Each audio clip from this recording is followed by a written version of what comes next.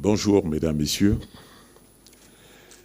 Je voudrais commencer par remercier les organisateurs de la Finance Week pour cette invitation à ce banquet intellectuel, à cette réflexion sans complaisance sur l'avenir économique et financier de la zone CEMAC. Le thème qui a été soumis à notre réflexion dans le cadre de ce banquet, c'est comment faire des caisses de dépôt et consignation un outil de développement au service de la CEMAC. Je voudrais présenter un diagnostic vraiment sans complaisance, au risque d'entériner l'idée de rebelle qui me est collée.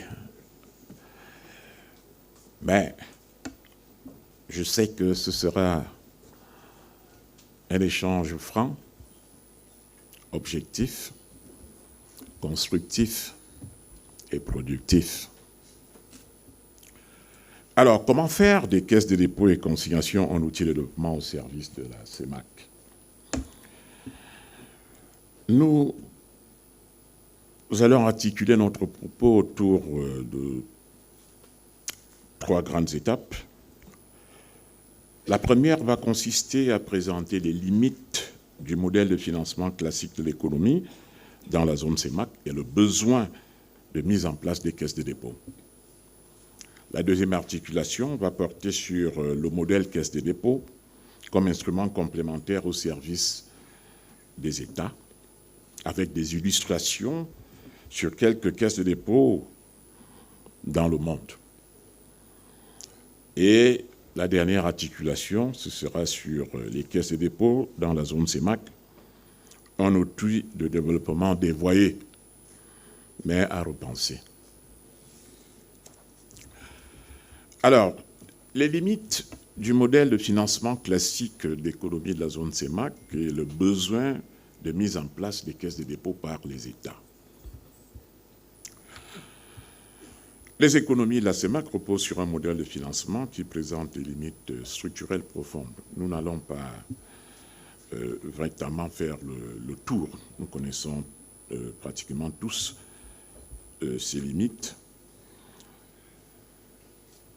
La capacité des États à financer les infrastructures, la capacité du secteur privé, notamment les PME, à accéder au financement, ce qui met en évidence un défaut systémique d'intermédiation financière caractérisé par une mauvaise allocation des ressources, une concentration des risques et une absence d'acteurs de financement de long terme.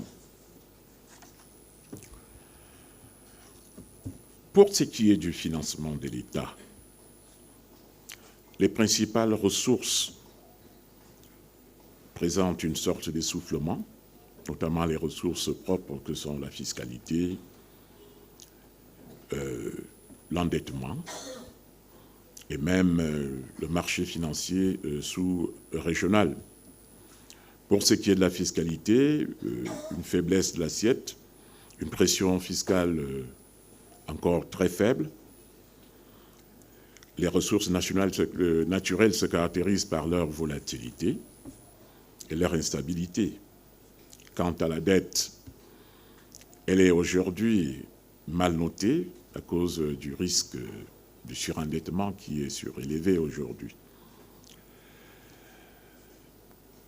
Nous avons aussi, au-delà de ces sources de financement de l'État, des limites de financement au niveau bancaire. Au niveau bancaire, on parle d'un taux de bancarisation qui varie entre 15 et 20%, ce qui est encore faible pour les défis de financement, pour les besoins de financement réels de notre économie. Le système bancaire semblant privilégier les financements des États au détriment du secteur privé, ce qui entraîne un effet de crowding out, c'est-à-dire une sorte d'effet d'éviction sur l'accès au crédit des entreprises.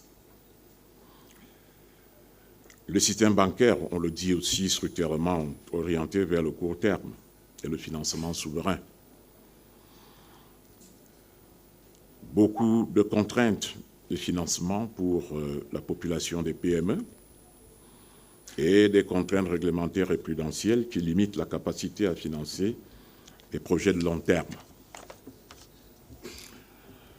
Le financement par les marchés est aussi encore embryonnaire et ne permet pas de couvrir ce besoin de financement exprimé par les agents économiques. Le marché obligataire est dominé par les États. Les émissions souveraines sont majoritaires, une participation très limitée du secteur privé, ce qui implique notamment pour les PME qu'elles n'ont pratiquement pas accès au marché obligataire et sont absentes du marché boursier. Les limites du financement extérieur. Le recours au financement extérieur est important, mais présente des risques de dépendance aux conditions internationales et le recours très croissant au financement non concessionnel au détriment du financement concessionnel qui devrait permettre d'alléger la charge de la dette. Même l'expérience des PPP, qui est encore embryonnaire dans nos pays, connaît une faible mobilisation du capital privé. Je ne pourrais pas citer toutes ces faiblesses des modes de financement classiques qui appellent donc, dans ce contexte, les États à trouver des sources alternatives de financement, à compléter le système financier par de nouveaux acteurs. De nouveaux acteurs qui permettront d'avoir un système financier optimal, à l'instar des fonds souverains, à l'instar des fonds de pension, des fonds d'investissement et des capitals risqueurs, sans oublier les caisses de dépôt et consignation, qui doivent mobiliser une catégorie particulière de ressources qui demeurent oisives dans des banques et d'autres institutions. Alors, la naissance, l'avènement des caisses de dépôt et consignation est donc pertinente dans ce contexte, d'où la raison d'être de leur création dans beaucoup de pays, notamment en Afrique de l'Ouest aujourd'hui. En Afrique centrale, il n'y en a que 2 qui sont fonctionnels, celle du Gabon et celle du Cameroun. Il faut dire qu'une caisse de dépôt et consignation a une double mission, une mission de collecte et de sécurisation des ressources, mais aussi une mission de transformation et d'investissement. Et c'est pour cela qu'elle devrait avoir un positionnement particulier. Les caisses de dépôt, non seulement poursuivre une quête de rentabilité, mais aussi sont porteuses des missions d'intérêt général. Les caisses de dépôt, dans leur mission d'investisseurs institutionnels de référence, contribuent au financement de l'économie à plusieurs titres. C'est d'abord des investisseurs d'intérêt général. Elles contribuent au financement des PME, de l'immobilier, des infrastructures, des prises de participation stratégiques contribuant à renforcer l'offre de logement, etc. C'est aussi des investisseurs financiers qui gèrent un portefeuille diversifié constitué entre autres des bons de trésor, d'obligations publiques et privées, des dépôts à terme et d'actions. Elles agissent aussi en tant que gestionnaires des comptes des tiers et en tant que conseillers techniques et financiers dans l'univers public. Ce qui fait que, en tant que porteuse des missions d'intérêt général, l'intervention des caisses de dépôt se caractérise par leur action pérenne et rentable. Elles rentabilisent les investissements pour garantir la pérennité des fonds propres et afin d'assurer leur solvabilité et leur liquidité. une action structurante. Elles ont un impact significatif et un effet de levier direct ou indirect qui permet de démultiplier l'investissement initial dans les secteurs stratégiques bien ciblés. Une action complémentaire, elles apportent une valeur ajoutée sans se substituer aux acteurs publics et privés, là où elles fonctionnent. Enfin, une action contracyclique, parce qu'elle soutient l'économie en période de crise. On l'a vu dans plusieurs pays. C'est le lieu d'évoquer ici quelques réalisations, en passant, quelques réalisations des caisses de dépôt à travers le monde, à partir de la caisse de dépôt mère, qui est celle de la France et qui a été créée en 1816. Depuis 1816, elle est passée d'un coffre-fort public à un investisseur institutionnel systémique, puis à un outil de transformation économique. On peut, en consolidant les différents cycles, avoir 6 réalisations structurantes majeures dans le cas français. D'abord, l'institutionnalisation de la confiance financière à sa naissance. Ensuite, la massification du logement social et l'épargne réglementée. L'épargne réglementée, le logement social repose sur la caisse des dépôts dans un pays comme la France. Le financement de l'aménagement du territoire et des collectivités. La construction des piliers financiers publics. Vous savez, la Caisse des dépôts en France est l'actionnaire principal de BPI France et même de la Banque postale. C'est un peu vers ce chemin que les caisses de dépôt africaines devraient se lancer. Et le pilotage des transitions, la transition écologique, la transition territoriale, la transition industrielle et numérique. Nous ne pouvons pas citer toutes les réalisations de la Caisse des dépôts française ici. Je voudrais mettre un accent sur une des caisses de dépôt les plus en vue en Afrique, c'est-à-dire la première qui a été créée en 1959, c'est la Caisse des dépôts et de gestion marocaine. Alors, à ce niveau, et mettre un accent sur un seul projet qui est significatif, le projet Tanger-Med, une sorte de complexe industrialo-portuaire. Et la Caisse des dépôts a contribué au financement du port de Tanger et joue un rôle dans le développement de l'écosystème Tanger-Med. Elle contribue activement à la structuration des zones logistiques et industrielles adjacentes au port, favorisant ainsi l'investissement, l'aménagement territorial et le renforcement des chaînes logistiques. Je ne voudrais pas citer les centres urbains développés, les zones d'attractivité économique et bien d'autres réalisations. Au Sénégal, la Caisse de dépôt s'appuie sur une dizaine de filiales actives dans les secteurs stratégiques. Elle a procédé à la création de la compagnie aérienne nationale Air Sénégal. Je ne sais pas si nous pouvons arriver avec, en renforçant Camerco, mais l'avenir nous dira. Il y a les tours de Mamelles, la production de logements, nous ne citerons pas tous qui.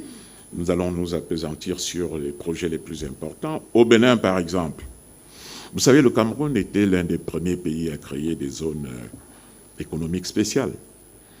Mais ceux qui ont créé ces zones économiques sont en avance sur nous aujourd'hui. Je prends le cas du Bénin. Et la capacité de la financer, qu'il s'agisse de... D'accord. Ah, merci. Un pays comme le Bénin, avec la zone industrielle de Glo-Digbé, financement et prise de participation et d'aide à long terme pour le développement de 3 usines intégrées du programme global de 10 usines dans cette zone économique. La Caisse des dépôts a pris des participations pour le développement de cette zone économique. Et je peux vous dire qu'aujourd'hui, le Bénin, sur le plan de l'industrie textile, fait partie des leaders Le Bénin exporte aujourd'hui du textile transformé. Le Bénin est aujourd'hui un modèle, un exemple en la matière. Et leur loi sur les zones économiques spéciales est sortie bien longtemps après la nôtre. En agro-industrie, dans l'immobilier, prenons aussi le cas du Gabon, non loin de nous. La zone économique spéciale de Nkok. C'est une zone économique au sein de laquelle la transformation se retrouve aujourd'hui au 4e niveau, la transformation du bois. Au Cameroun, nous continuons d'exporter des grumes, ce qui n'est pas du tout un exemple, étant entendu que les autorités ont essayé de mettre en place un dispositif législatif et réglementaire pour pouvoir transformer sur place le bois national. Donc voilà, présenter très rapidement quelques réalisations des caisses de dépôt et consignation comme acteurs complémentaires qui vient enrichir le paysage du système financier à côté des banques, à côté du marché financier, à côté des fonds d'investissement, à côté des fintech et autres. Alors, en troisième étape, les caisses de dépôt dans la zone CEMAC, un outil de développement dévoyé.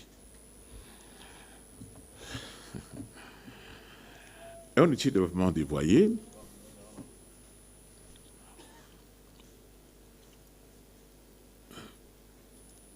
parce que l'avènement des caisses de dépôt n'a pas été bien accueilli en zone CEMAC.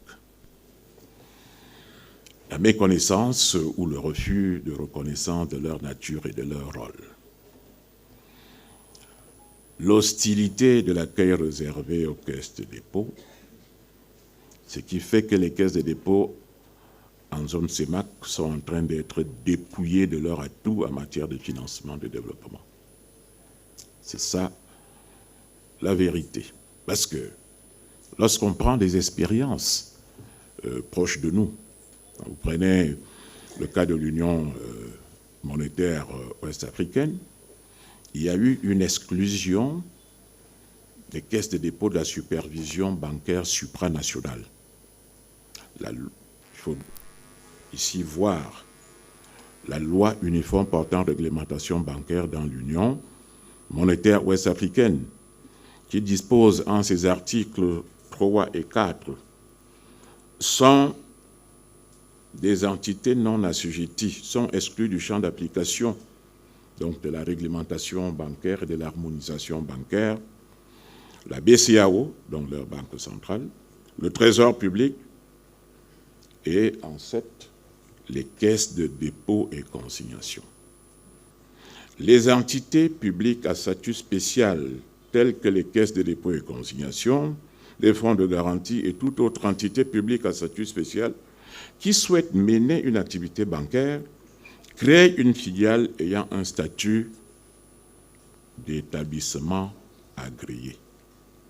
C'est-à-dire qu'en Afrique de l'Ouest, on a pris la précaution de sortir les caisses de dépôt de la réglementation bancaire, parce que leur activité ne se résume pas en opération de banque. Prenons le cas de la mère des constructions communautaires, dont l'Union européenne. L'Union européenne, il y a une absence de supervision européenne des caisses de dépôt.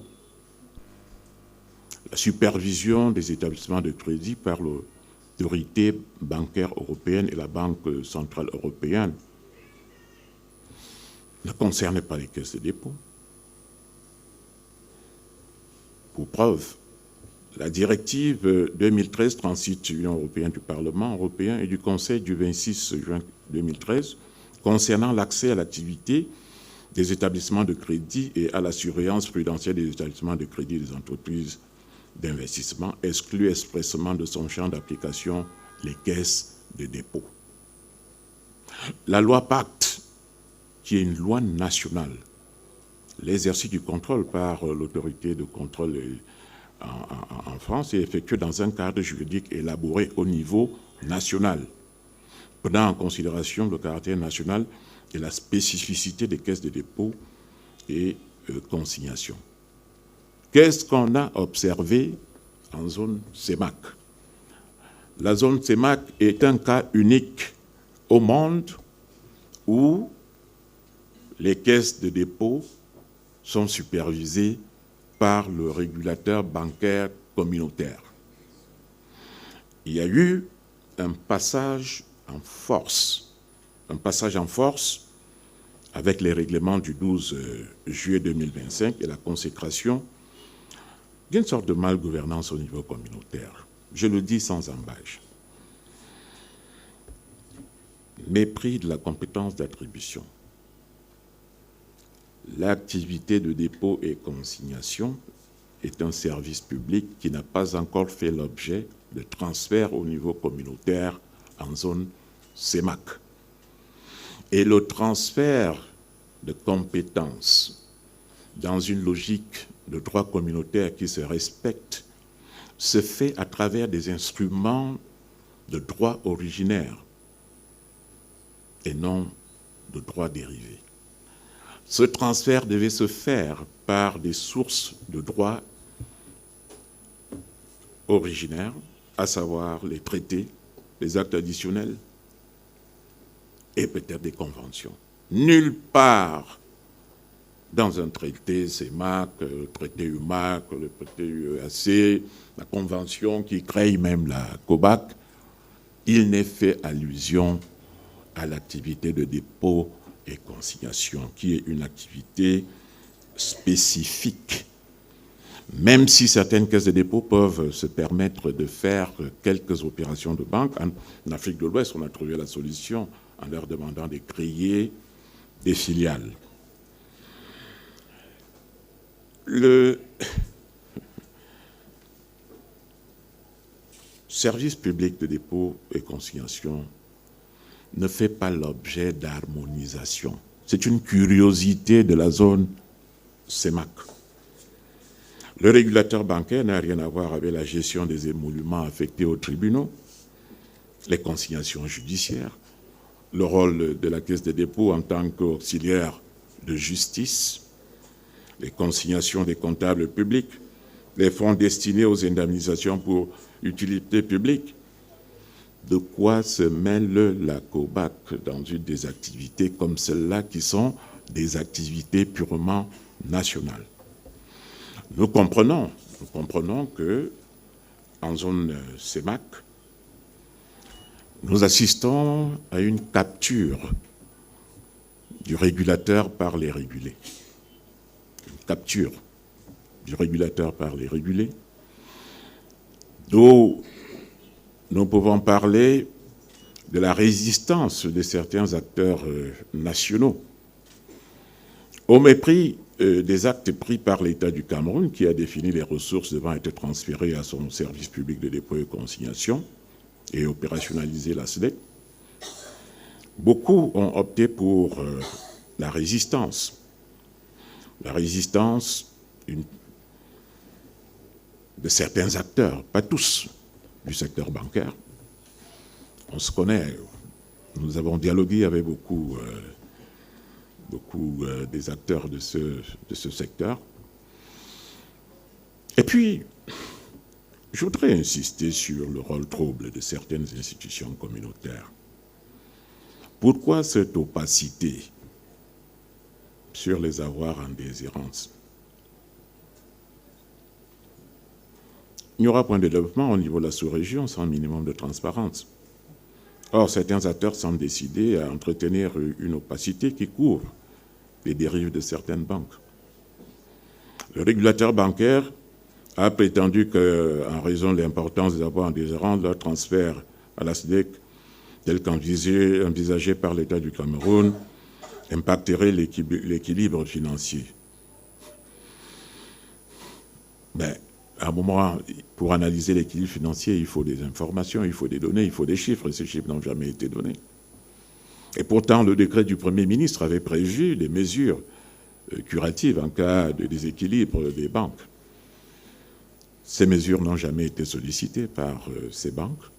Elles ont préféré faire le passage en force avec la complicité de certaines institutions communautaires. Alors, ce que je voudrais dire, c'est que la position de la SDEC et l'État souverain du Cameroun reste constante. La SDEC bénéficie pleinement du privilège du Trésor et elle est en droit d'utiliser pour le recouvrement des fonds qui lui sont dévolus. Nous allons utiliser tous ces moyens pour rentrer en possession des ressources qui nous sont dues et qui sont indûment retenues par certains acteurs. Deuxièmement, nous n'hésiterons pas, comme cela se fait aujourd'hui, à engager des poursuites judiciaires pour des banques qui refusent le dialogue, parce que nous sommes dans notre droit. Et nous découvrons une nouvelle vocation à certaines institutions communautaires qui ont une nouvelle vocation aujourd'hui qui consiste à interférer dans les procédures judiciaires, que ce soit des procédures judiciaires internes, c'est-à-dire qu'aujourd'hui la COBA peut se permettre d'émettre des jugements de valeur sur la justice camerounaise, alors que cela ne dépend pas de ses compétences. Et deuxièmement, il y a des procédures qui sont engagées au niveau de la justice communautaire. Nous sommes surpris de voir certaines instances communautaires qui, au lieu d'aller vers le droit qui doit être dit, préfèrent toujours, dans cette logique, dans cet ADN de malgouvernance, rentrer dans le jeu de l'interférence, des interférences politiques en sollicitant des interventions de part et d'autre dans les pays. En conclusion,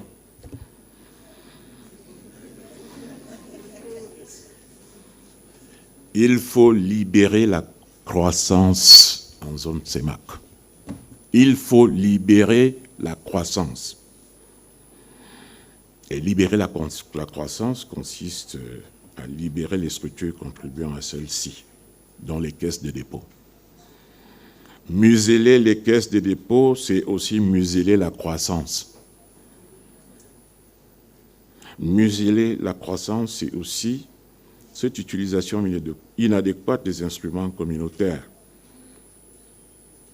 Pratiquons le droit, respectons la règle de droit, c'est un gage de bonne gouvernance.